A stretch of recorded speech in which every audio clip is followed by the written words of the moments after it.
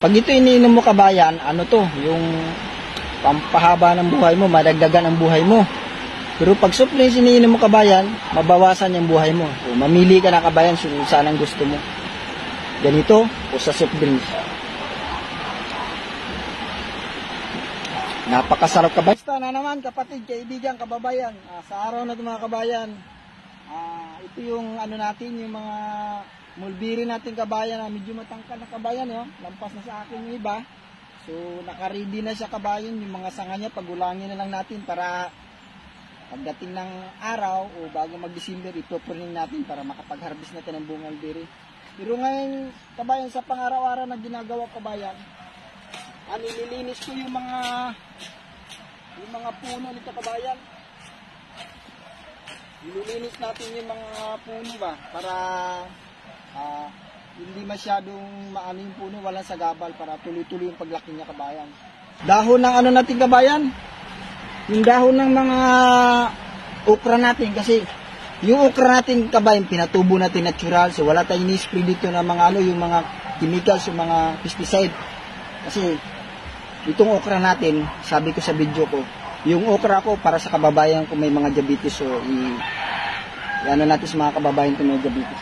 So titingnan natin kasi may uod. Pag may uod, masasayang, masisira ang dahon. Chinichik ko kabayan. Na kabayan ito.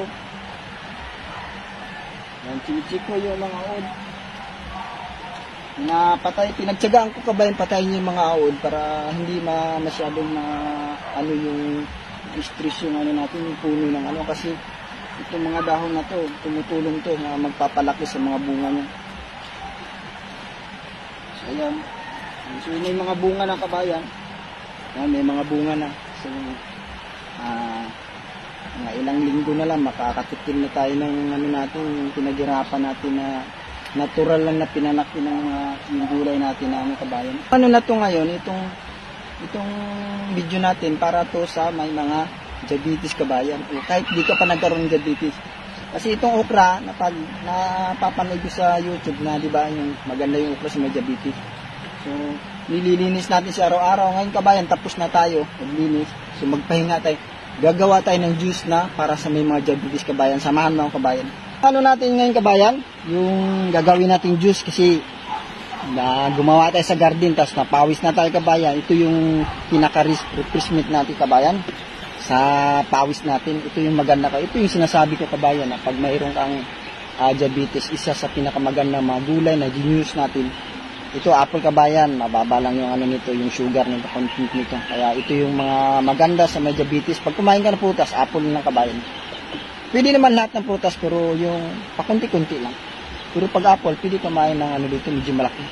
Tapos ito kabayan, ito maganda sa may diabetes to. Nagpapababa ng ano to kabayan, ng diabetes. Tapos itong gulay na to kabayan, sinasabi ko, nagtanim tayo ng marami ngayon. Ito yung ano to kabayan, talbos ng kamuti. Diba, talbos ng kamuti. Akala mo ganun lang, no? Pero napakaganda sa kalusugan natin talbos ng kamuti. Lalo-lalo na kung may diabetes kayo kabayan. I-search nyo yan sa ano kabayan. Nanood ko sa YouTube o sa Facebook. Kasi ako nanonood na ako. Saka ito kasi kabayan. Kaya alam ko mga ganito kabayan kasi ano tayo dati, yung year 2000 to kabayan. 2002, nagiging vegetarian tayo ng 2 years. 2 years 2 years ko vegetarian ako. So marami akong nalalaman na nakahalubilo ng mga tao may mga sakit. So nalalaman ko yung mga dapat kainin na may mga sakit kabayan. So paano nalalaman natin? So ngayon, medyo may edad na tayo. Ibalik natin yun kasi para yung katawan natin magiging masigla uli kabayan.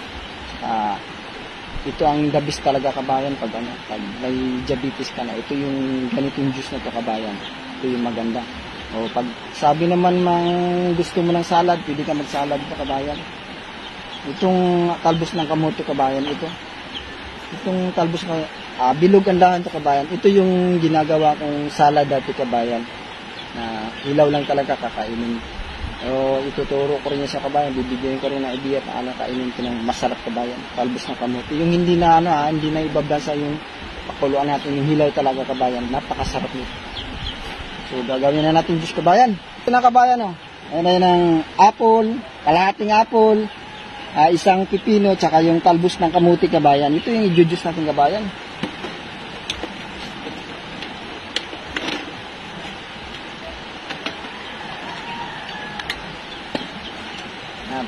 natin makina natin kabayan, ha? Yun, mandar na yung makina natin kabayan, ha?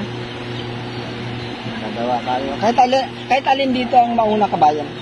Kahit alin ang mauna sa...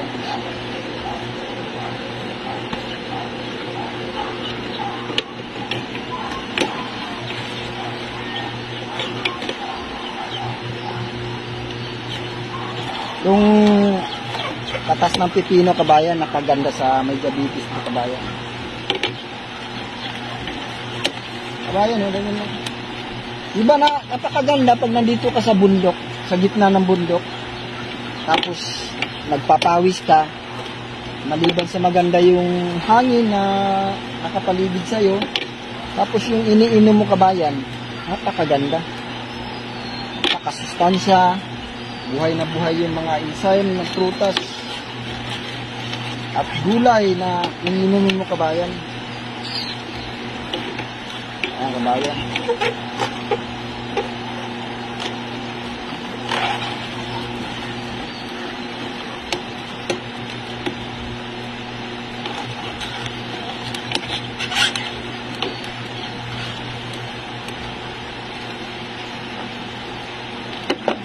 Dahon kamuti. Ito na yung katas sa kabayan. Ito kabayan, dapat pag kakatapos mong juice to kabayan, inumin mo agad to kasi yung mga enzyme nito kabayan, buhay na buhay pa kabayan. Yan kabayan. Yan, inumin natin. Napakasarap kabayan. Punong-puno ng sustansya to kabayan. Vitamins, vitamin C, B-complex. Yan. Andito tayo sa yung pinakano natin, yung papaya natin. Yan, ang bunga ng papaya natin. Yan, natural lang yung tumutubo. Yung mga ilang buwan lang, matitikman na natin yung kabayan. So, ito kabayan, ito, or soft drinks, pag ito iniinom mo kabayan, yung pampahaba ng buhay mo, madagdagan ang buhay mo. Pero pag soft drinks iniinom mo kabayan, mabawasan yung buhay mo. O mamili ka na kabayan kung saan ang gusto mo. Ganito o sa soft drinks. Napakasarap kabayan. Kung gusto mo namang malamig to, lagyan mo ng hilo. Tapos inumin mo. Tapos pag hindi mo maubos to kabayan, pag marami kong ginagawa ito kabayan, ilalagay ko sa rip kabayan. Ilalagay ko sa rip. Tapos pag sa gabi, bago matulog, iniinom ko. Ang sarap ng pakiramdam to kabayan pag ikaw iniinom mo. Dahil natural ba? Natural na nakakatulong sa mga karamdaman mo sa katawan kabayan, lalo kung may diabetes ka kabayan. Ito ang pinakamaganda sa may diabetes na juice kabayan. So, yun lang muna kabayan. Bye-bye.